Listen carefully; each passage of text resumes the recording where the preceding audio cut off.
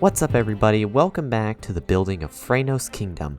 Previously, we built up an epic castle, and in this video, we're literally going to be building up an entire kingdom. I spent more than 50 hours building this, and my hope is that I can give you something awesome to walk away with by the end of the video. And if you enjoy what you're seeing, send a gentle tap on that like button below. It truly helps me out, and I guess with that, let's get into the actual building of this epic kingdom.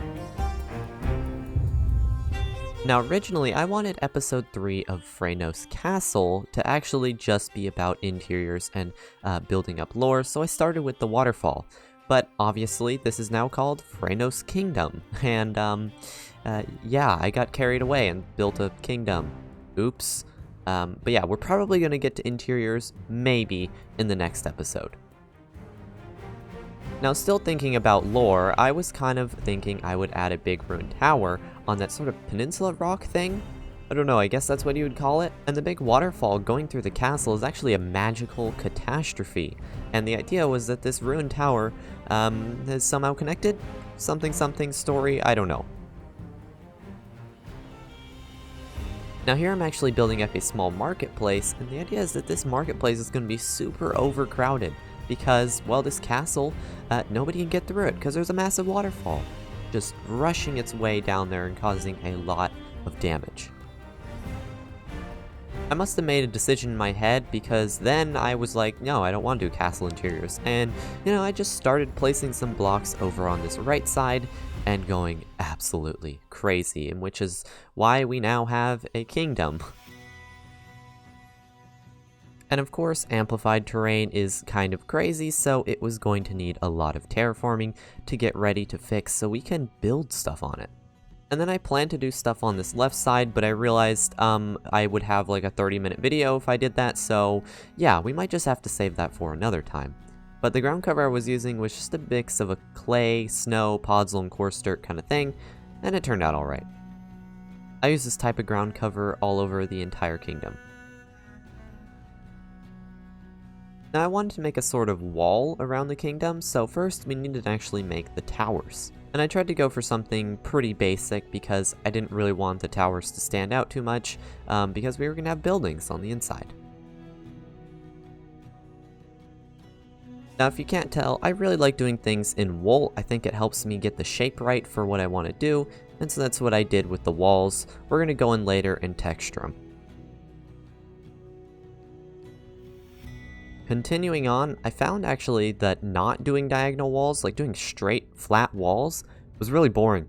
I mean, not only to do, but it looked boring. So yeah, I ended up doing all diagonal walls, and I think the end product looked awesome. And right next to that bridge, there's actually the marketplace. I don't actually know what to put under that bridge, so if you guys have any ideas, let me know.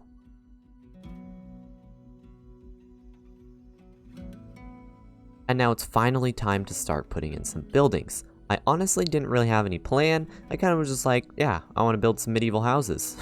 And yeah, that's what I did. I just placed some shapes and said, yep, it's going to be a medieval house. I know, I'm really great at planning stuff. And I did want to challenge myself a little bit when building these. I didn't just want to do a medieval house, because I can do a medieval house pretty simply, but I wanted to try some different interesting shapes. I do wish I spent a little more time refining out these shapes and making them a little better, because in the end, some of them looked a little flat, some of them looked a little too close to this, and a little, I don't know, messy with the terrain and all that. Yeah, of course there's improvements I can make, but overall it wasn't horrible.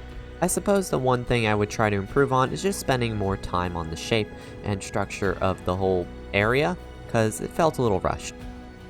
And I did lose some footage where I was building up this left tower, but you can basically imagine that this guy was the person overlooking trade and activity and just, you know, making sure everything's running fine in the medieval city. And now looking out at the skyline of these buildings, it looks really awesome. We got a lot of shape and character going on here, but it's time to start actually texturing things. And I wanted to go with sort of orange roofs to match the style of the castle. And the thing about these buildings is that the only thing consistent between them is that all of them have orange or blue roofs. You'll see the blue roofs come in later.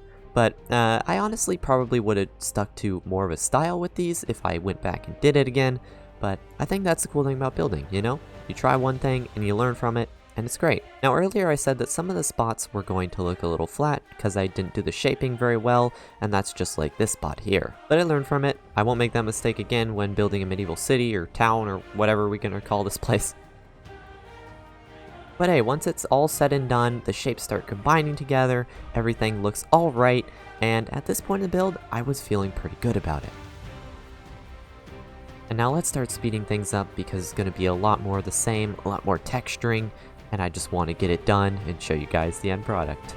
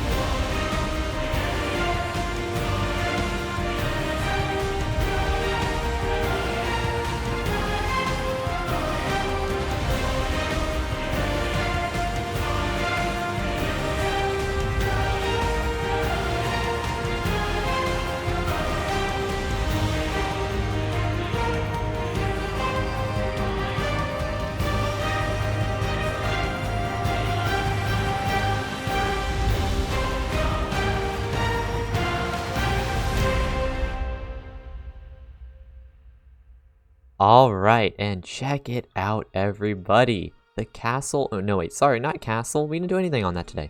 The kingdom is looking awesome. And not only that, yes, you can see time played 2.26 days. That's like a lot of hours, okay? That is that is seriously a lot of hours, but it's all worth it. This is looking so awesome, and we're not even close to done. This is really just scratching the surface, I would say.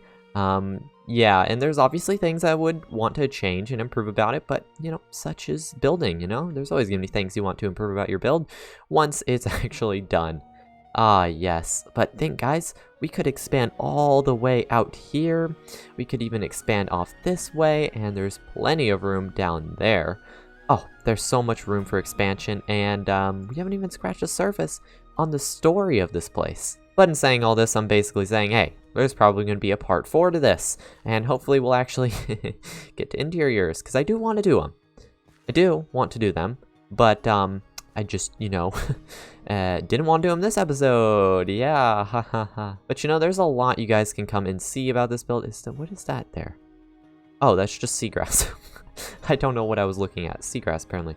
But there is a world download for this in the description box below if you guys want to get your hands on this world and just check it out for yourself. Because, yeah, I mean, not everything is going to be shown on the video, and I want to make sure you guys really, you know, get something out of this video. Anyway, I think with that, that is going to do it for this video. Thanks so much for watching, and yes, have a great day. Goodbye.